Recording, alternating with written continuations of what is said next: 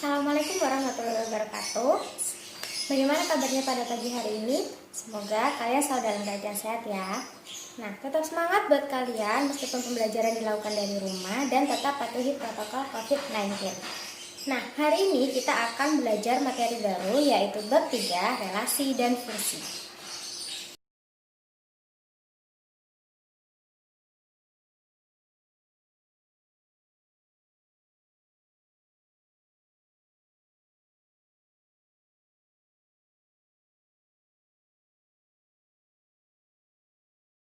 Pada materi kali ini kita akan mempelajari dua hal yaitu relasi dan fungsi.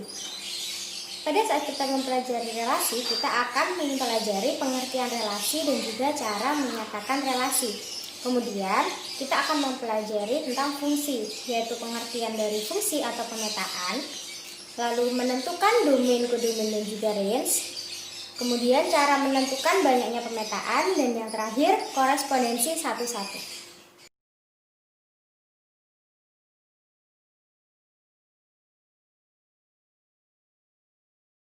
Sebelum kita masuk pada bab relasi atau kita mencari tahu apa itu pengertian relasi, saya mempunyai contoh soal seperti berikut ini. Nah, di dalam contoh soal tadi terdapat 5 orang sahabat, yaitu Adi, Beta, Caca, Dion, dan juga Ega. Mereka diminta untuk menyebutkan olahraga kesukaan masing-masing.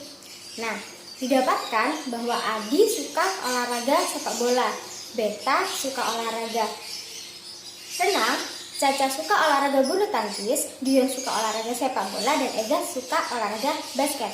Kemudian dari contoh soal tadi dan data tadi dapat kita bagi menjadi 2 himpunan. Yang pertama adalah himpunan anak, di mana himpunan anak itu beranggotakan Adi, Beta, Caca, Dion, dan juga Ega. Kemudian yang kedua adalah himpunan olahraga kesukaan, yaitu sepak bola, basket, renang, dan juga bulu tangkis.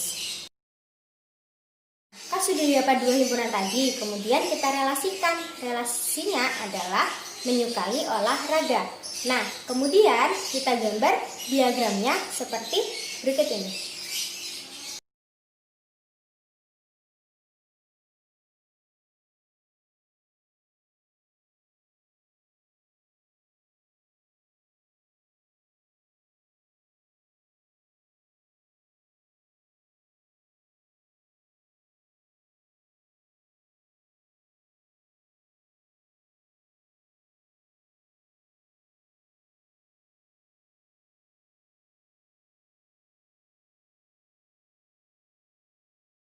Nah, di diagramnya kan sudah dibentuk tuh, ada 2 yaitu himpunan P dan himpunan Q, di mana himpunan P-nya adalah anaknya yaitu Adi, Beta, Caca, Dion, dan juga Ega, dan himpunan Q adalah olahraga kesukaan dari mereka. Kemudian kita hubungkan anggota dari P ke anggota Q. Misalnya adalah Adi. Nah, Adi menyukai olahraga sepak bola, maka kita hubungkan Adi dengan sepak bola. Beta menyukai olahraga renang, kita hubungkan Beta dengan renang. Begitu seterusnya dengan Caca, Dion, dan Ega. Maka didapat diagram seperti ini.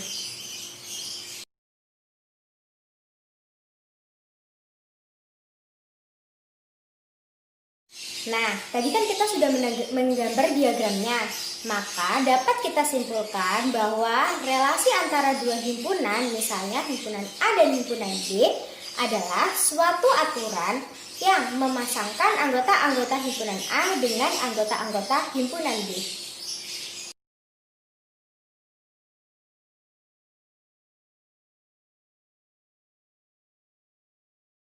Setelah mempelajari pengertian dari relasi, selanjutnya kita akan mempelajari cara menyatakan relasi.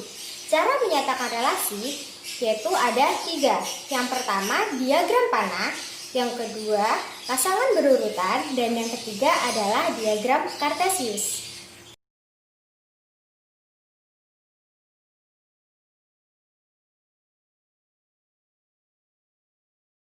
Yang pertama adalah diagram panah. Misalkan A adalah 2, 4, 6, 8 dan B 1, 2, 3, 4. Jika himpunan A dan himpunan B direlasikan dengan relasi 2 kalinya dari, maka diagram panahnya adalah sebagai berikut ini.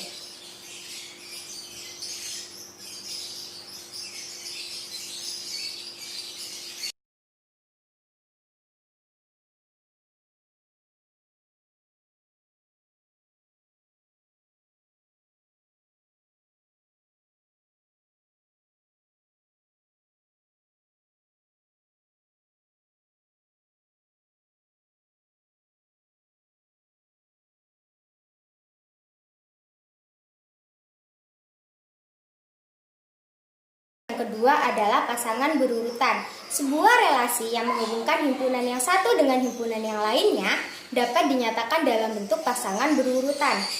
Cara penulisannya adalah anggota himpunan A ditulis pertama, sedangkan anggota himpunan B ditulis menjadi pasangannya.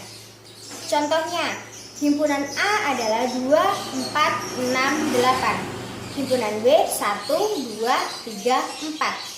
Maka himpunan pasangan berurutannya adalah 2, 1, 4, 2, 6, 3, 8, 4.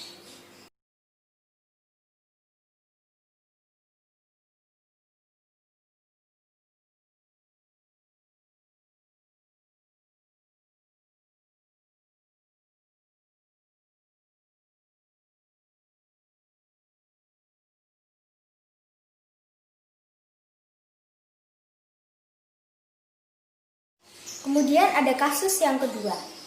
Misalkan A adalah kumpulan siswa, yaitu Gian, Alda, Rio, dan Sandi. Ditulis, misalkan himpunan A adalah Gian, Alda, Rio, dan Sandi. Sedangkan B adalah kumpulan tinggi badan siswa. Ditulis himpunan B adalah 150, 155, dan 153. Nah, himpunan A dan himpunan B direlasikan dengan relasi memiliki tinggi badan. Maka diagram panahnya adalah seperti berikut ini.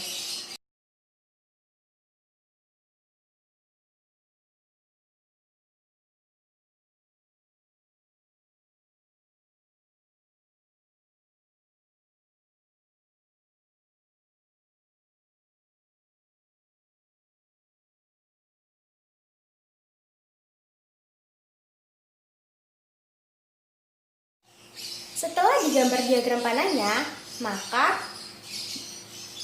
berikut ini adalah hasilnya. Nah, dari diagram panah tersebut dapat kita simpulkan bahwa relasi dari diagram panah tersebut adalah fungsi. Kenapa kita sebut fungsi? Karena setiap anggota dari A memiliki tepat satu pasangan dengan anggota B.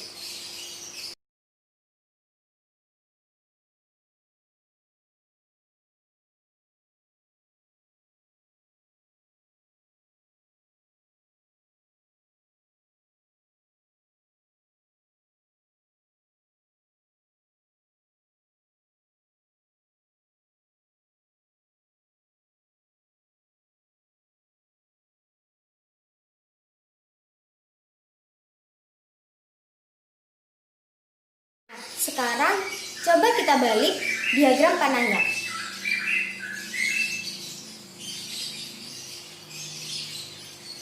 Nah, dari diagram panah tersebut dapat kita simpulkan bahwa relasi dari diagram panah tersebut tidak dapat dikatakan sebagai fungsi.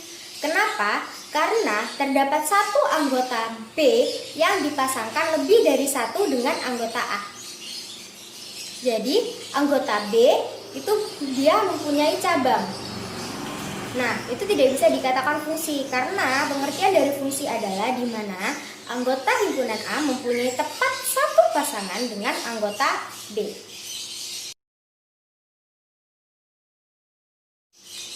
Kemudian kita akan mempelajari cara menentukan domain, kodomain, dan juga range.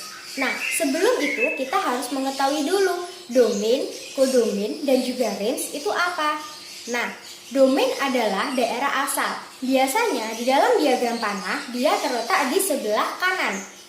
Nah, kodomain adalah daerah lawan yang biasanya di dalam diagram panah dia terletak di sebelah kiri. Kemudian ada range. Range adalah daerah hasil.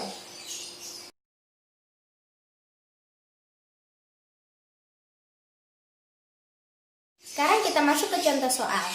Tentukan domain dan range dari fungsi y sama dengan 2x. Pertama, kita cari dulu domainnya. Domain dari fungsi y sama dengan 2x adalah x di mana x adalah elemen bilangan bulat. Kenapa? Karena bilangan bulat adalah bilangan yang secara umum. Karena jika kita menggunakan bilangan asli, dia terbatas hanya mulai dari 1. Nah, ketika kita menggunakan bilangan caca, dia terbatas hanya dimulai dari 0. Sedangkan bilangan bulat, dia juga bisa negatif, bisa 0, dan juga bisa positif. Nah, kemudian kita akan mencari range-nya. Range dari fungsi y sama dengan 2x adalah y di mana y elemen bilangan bulat. Kenapa? Karena ketika domainnya adalah bilangan bulat dan kita substitusikan bilangannya ke dalam x, maka y atau range-nya pasti akan bilangan bulat. Contohnya, misalkan saja kita ambil x-nya adalah negatif 2. Nah, kemudian kita substitusikan negatif 2 ke dalam fungsi tersebut. Y sama dengan 2x. Y sama dengan 2 kali negatif 2. Berarti Y sama dengan negatif 4. Maka range-nya adalah bilangan bulat karena negatif 4 adalah bilangan bulat negatif.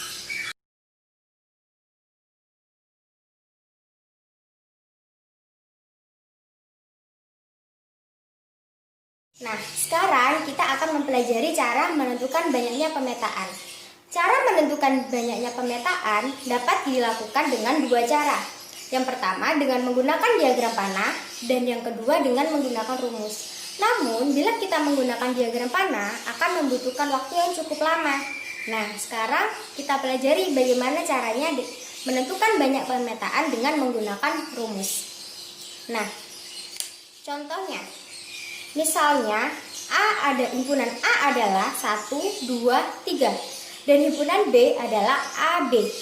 Maka banyaknya pemetaannya adalah 8. Nah, bagaimana caranya?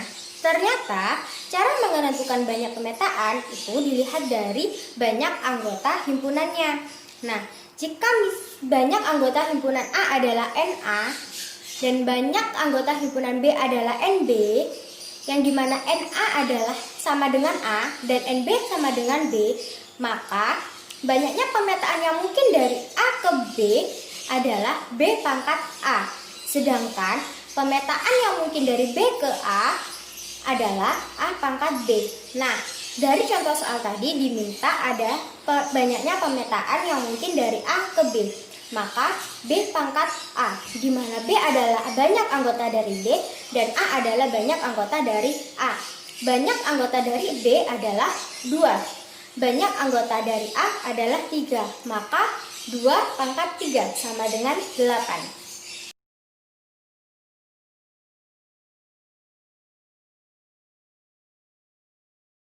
Dan yang terakhir kita akan mempelajari korespondensi 1-1.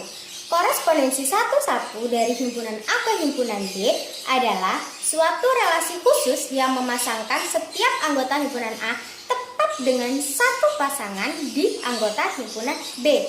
Dan sebaliknya, setiap anggota B dipasangkan tepat dengan satu pasangan dengan anggota A.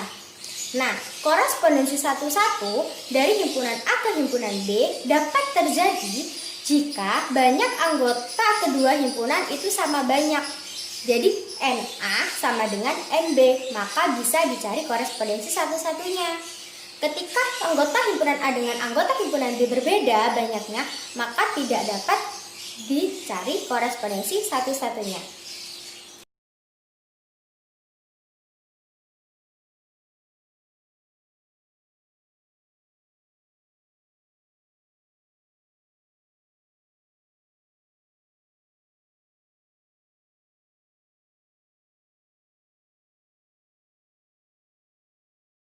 Sekian penjelasan dari saya. Jika ada kurang dan lebihnya saya mohon maaf. Tetap semangat dan jangan lupa untuk selalu patuhi protokol COVID-19.